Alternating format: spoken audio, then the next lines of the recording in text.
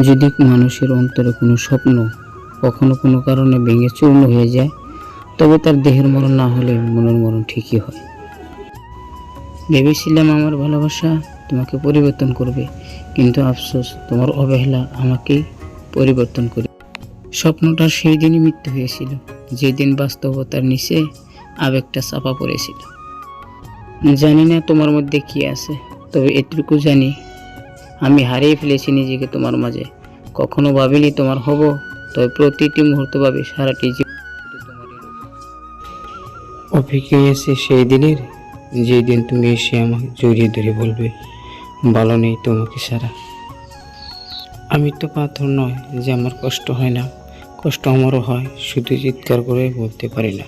যেখানে মর্যাদা নেই সেখানে না থাকাই ভালো, সেটা কারো বাড়ি হোক বা কারো হৃদয়।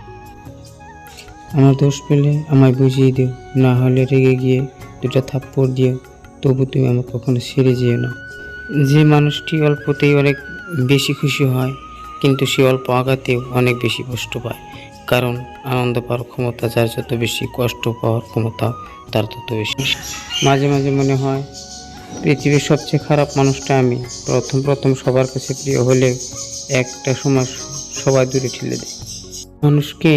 কিছু মানুষকে কখনো পাবে না জানা সত্ত্বেও তারা মনের ভিতরে গভীরে এতটা জায়গা করে নেয় যে তাকে ছাড়া না কোথাও যেতে পারবে, না তাকে ভালোবাসতে পারবে, শুধু এক মিথ্যা সান্ত্বনা পাশে থেকে যেতে হয়। মানুষের চরিত্র হচ্ছে একটি দোকান, মুখ হচ্ছে তালা। তালা খুললে বোঝা যায় এটি সোনার দোকান না কয়লার। মানুষের চোখ হচ্ছে সবচেয়ে বড় বোকা, এরা নিজের হয়েও অন্যের জন্য কাঁদে। অভিযোগ নয়, অভিজ্ঞতা থেকে বলছি। বাবার টাকা না থাকলে কোনো আত্মীয়রাই তোমার সাথে ভালো ব্যবহার করবে না।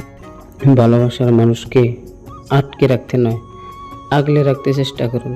মনে রাখবেন, আটকে রাখা হয় অপরাধীকে, কিন্তু আগলে রাখা হয় ভালোবাসার মানুষকে।